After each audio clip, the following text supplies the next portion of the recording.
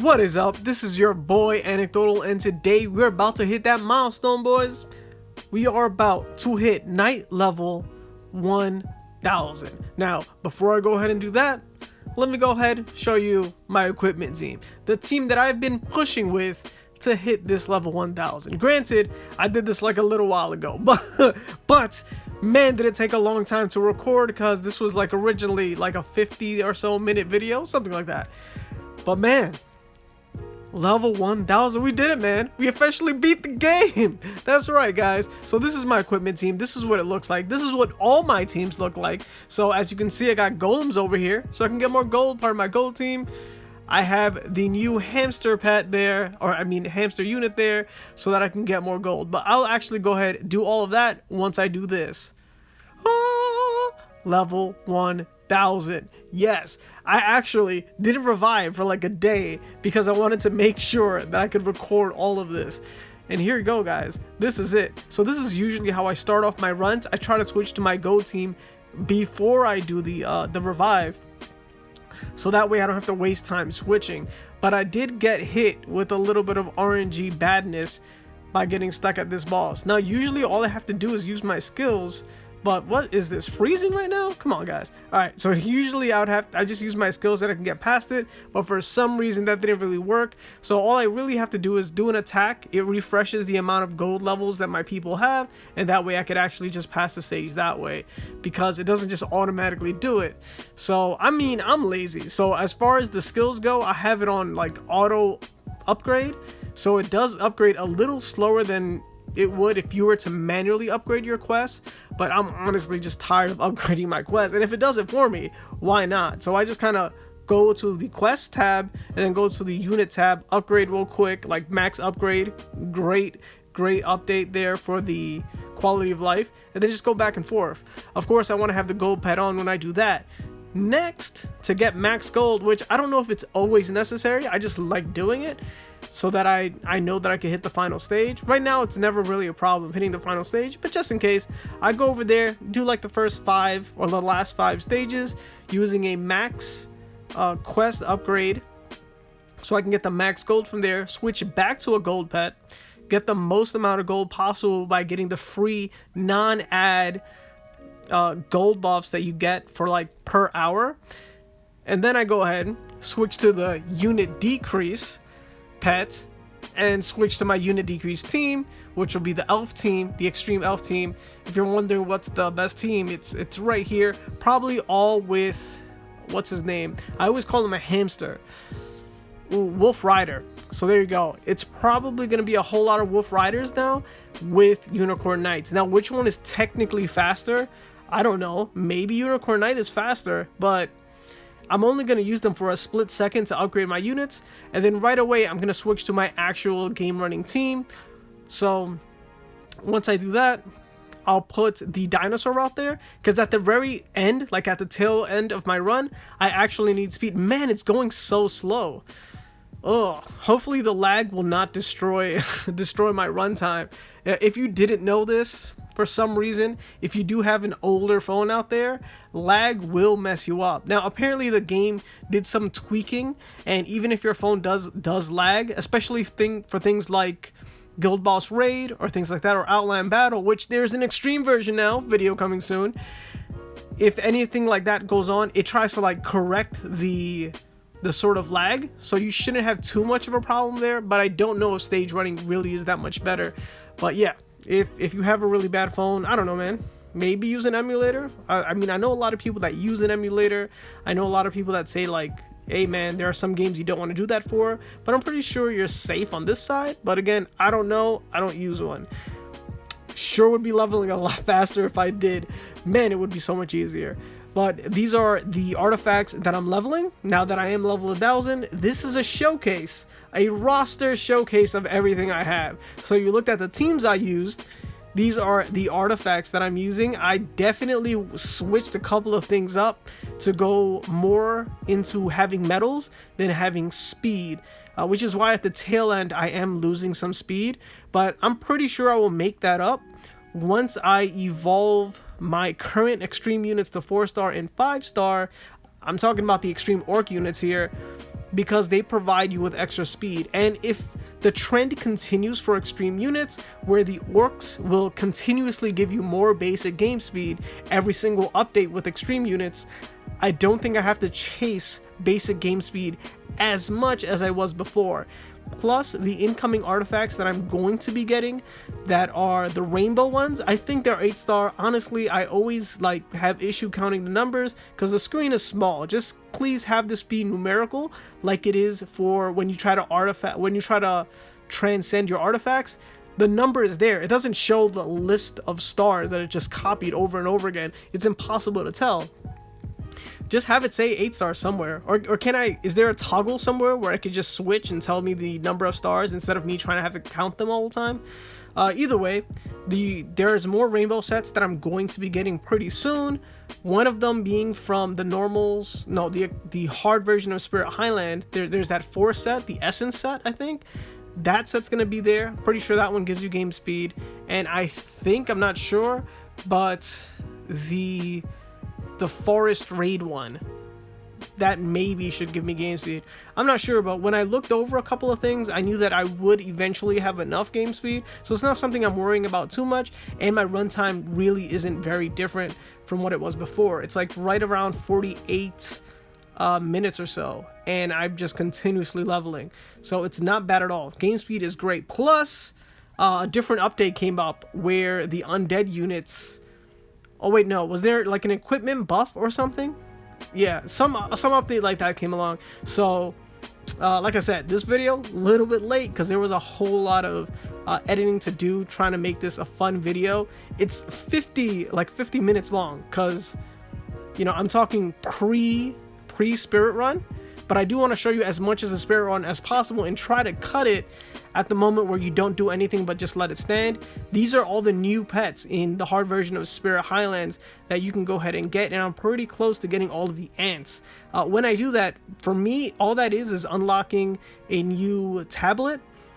And the only really great thing about the tablets is some of these pets are useful. Like you can see that I'm using the ants one for gold. And then as far as the tablet goes, just whatever buffs those tablets can give you, the possession buff is nice. That's about it. I don't think you're going to use any of those tablet teams. I haven't really looked at it, but I mean, why would you? We have extreme units right now. I don't really see a tablet team doing anything unless those are there. These are the essence ones that I was talking about. Those are great. The following ones are all going to be tablets though after that. And then at the very end, at the bottom, there's some new units, which, man, there is no way that we're going to get those anytime soon, unless you're like really high level, have already been farming, because you can only get one of them a day. So the amount of time it takes will be forever, but I did feel that way about the ants earlier. But, you know, you can also farm them 2 at a time now, so there's also that. So yeah, right now, this team is doing its thing. Probably going to stay chilling here for a while. But this is what it looks like, man. You use this team right here. You want to trying to have an equal setup. This is my gold team. The other one, my skill unit team. This is my equipment team, where you can see I have everything on my undead unit right there. And then here you see my main team. And then of course I do go offline a lot. I don't actually stay on screen very often, so I still use a succubus team here, put an offline pet on, and then just go about my day without having this game on all the time, because I can't just kill my batteries all the time when I just go do something and live life. You know, I can't just have this app on all the time. It's one of the biggest things about Endless Frontier that I wish would change for auto skill pushing, that would be different. So let's go ahead and here, and what's my ranking like? I'm pretty sure that I'm still on the top 250. I didn't really crack 200. Maybe I will if I have enough time. I know if I just have like 5 revives a day for maybe a week, I can quite easily get on the top 200 like that. But who knows, man? Who knows? There are a lot of dedicated players once you get towards the top half. Like I know that my placement up here, even with my guildmates, can change rapidly. I knew when I went on vacation to New Mexico, just for a week, 1 week, man, I was like 6th or 7th highest level in my guild. 6th or 7th, man. three or four people just caught up to me and then passed me, and then it took forever to go back up. But yeah, we all hit level 1000. For a lot of us, that was a huge milestone to hit. Some players I know even said like, yo, I'm gonna hit level 1000 and then I'm gonna dip. You know, it's just something about getting that extra digit that makes you feel satisfied. It must be how people felt, or must have been how I felt when I first hit level 100, that Spartan number of 300, 500, 750, and now level 1000. This is huge, man. Huge. Look at that, man. 4 digits. That's 3 zeros with a 1 in front. That is insane. But here you go, man. This is the guy I was talking about, Wolf Rider. Always call him Hamster, man. But yeah, Wolf Rider over there, that is the homie. And actually, I'm currently using him for the harder version of Outland Battle, and I did test him and try using him for raids where the bosses were on the ground to see if his buff was better than the high fairy buff. So we already know, like, the high fairy buff is better than the fairy buff. It's not hugely different, so you don't really have to worry in that aspect. But I mean, I did put a lot of equipment on my high fairy, so right now my high fairy is probably better. For the lower end, Wolf Rider is probably better for any ground units. That's what I meant by lower end. So definitely someone I'm using, and I feel like the results are better, but I'm gonna need to try to do multiple attacks because there's so much variety in attacks. I gotta make sure that everyone's the same. The timing of my attacks have to be quite similar. I mean, to truly replicate it, it'd have to be exactly the same over multiple attacks, but it's really hard to track. But I do think that Wolf Rider is better. You comment down below if Extreme Wolf Rider with his version of those wings is actually better than Fairy and High Fairy's buff. But right now we're gonna go ahead, switch off for a bit because it is gonna take some time again. So bam, I'm back doing my thing, man. If you are still watching this video and you are interested in the whole like 49 or so minute video from beginning to end with only like some small editing where the settings page pops up, because yeah, I'm not trying to show off my ID here, that player ID, because you know, accounts can be stolen. I'm not doing that. But if you do want to see the whole run and you're interested in seeing it, it's exactly this, and then like, I don't know, man, 45 or so minutes of just standing there not doing much, because that's what it is at this point. I forgot that I have trans tickets, so every once in a while I forget that I do have trans tickets for regular units, and don't use them. The ones that I'm really concerned with are extreme units, but it's always important to use your trans units on those 5-6 star units, because they give you a higher warp. So at the very end, when you want to warp, you can warp more stages because of your trans points based on these tickets as well. So make sure to use them. Usually I try to use higher units, higher honor coin units, because I know that the ones in the bottom, the lower honor coin units from the very beginning of the game, when I wasn't even playing the game, are the ones that are going to get their extreme like awakening sooner. And because of that, I want to make sure that I have enough of them to evolve them manually without having to use tickets towards the tail end. Like for trans 3 and 4, I like doing it using honor coins and using a whole lot of gems to evolve things. So I want to try not to waste those guys, and hopefully as I continue playing the other guys I have at the end, I can go ahead and use trans tickets on. Also, it's a cool thing if you just use the other lower units that you already have 10 out of 10 extreme units for, because you don't really need senior ones anymore, so you might as well use it there. But there is this sort of pattern where the previous honor units are actually needed to upgrade the newest ones. Like you need some of the first and second honor units to upgrade this third one, the third set of extreme units, I would say. But yeah, so far, now that I'm here again, I'm all about just chilling, waiting, and I'm gonna go ahead and be back when I go a little bit further, and bam, the Dark Realm. Look at that. Very cool. Wow, what's this? Am I getting stuck? Yeah, I thought so. All right. So a couple of people have asked me like, yo man, I'm starting to get stuck, Anecdotal, what do I do? You just want to have an equal portion of your attack with your physical core and your magical core. At the very beginning, when this update first came out, I didn't get stuck at all trying to go for that kind of one core thing, but it did not work out, man. As you started going up more levels, that idea or that theory did not pan out, and I would have to try to use skill pushes, which kind of worked out, but I didn't really want to babysit my screen. And after a while, I didn't have to, because I got so strong that I just didn't need to. So as long as you just equal out the unit for your magical core and your physical core, you will be fine. I think a separation of at least like 100, maybe 150 is as far as you really need to go.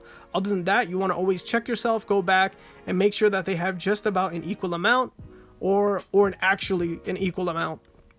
Don't worry about whether or not you'll hit the last stage. You definitely will. So here you go, guys. Level 1000. It's about to go down, right? And you see right here that I'm going to have, these are my current spirit rest numbers. After I warp here, I always want to pay attention here right around the end. I always know that in the upper 40s, look right here, what's how long it's taking me? 49. Oh, all right. So I can get my timing down to 40, 47, 48. I don't think that this counts, like the timing for setting up that jigsaw puzzle, but wouldn't it be funny? I think I got a little bit of lag, enough for a minute. Also, the RNG got me destroyed, but as you can see, super destroyed my old spirit rest numbers, and now it's increased. And I'm gonna go ahead and go back, use my gold buff pet, and then do the whole thing all over again to make sure that I can beat this as quickly as possible. I don't really try to get another spirit run. I already did it as quickly as possible, and I went as high as I could, starting off from that other stage. So I'm actually starting off, you know, at a slightly lower stage than I was before. So always do your spirit runs right after you do an auto skill push, or else you won't be starting at the most advantageous starting line as you could to get the W. I mean, do you want to start your race from all the way in the back or somewhat closer to the front? You would not even try to argue somewhere in the back, right? So of course you want to start your race up in the highest advantage that you can, starting up there. So this is it. I got it, man. Boom. Level 1002. Yeah, totally waited for this, man. Whew, this video, man, long time coming. Level 1000. Comment your level down below. And hey, man, if you have any questions, I'm sure a lot of them were answered just looking at my spirit run, looking at the different teams that I'm using. And of course, at the very end of this run, I'm probably going to go to Succubus, put that in, and then log out, because I got to go edit this video, man. Woo, what a long one. Level 1000. You know what? Maybe I should go ahead and beat these pets. So if you guys are still with me, I'm gonna go ahead, go to the hard version of Spirit Highland while I go ahead have this one. Honestly, you just need to be online for a few minutes, like 20 minutes or so. You'll get pretty far, and then you just go throw your Succubus on, and hopefully you'll be fine. So here you go. I'm gonna throw this pet out here, just in case if I'm still playing or I leave this open, so that I'll stay with that 210 speed for as long as possible. So let's go ahead. If you saw my my video on Spirit Highland, this right here, this team, it's a beast. Can't mess with this team, man. Yo, comment down below if you saw that video and you try this team out. It really is beastly. But hey, man, this has been your boy Anecdotal, getting to level 1000. That was horrible. But yeah, man, if you like this video, make sure to like it, share it with anybody from the Endless Frontier community, and of course, don't forget to make yourself known and comment down below. Man, been a while since I set such a long video up, man. A little bit of maths. Peace.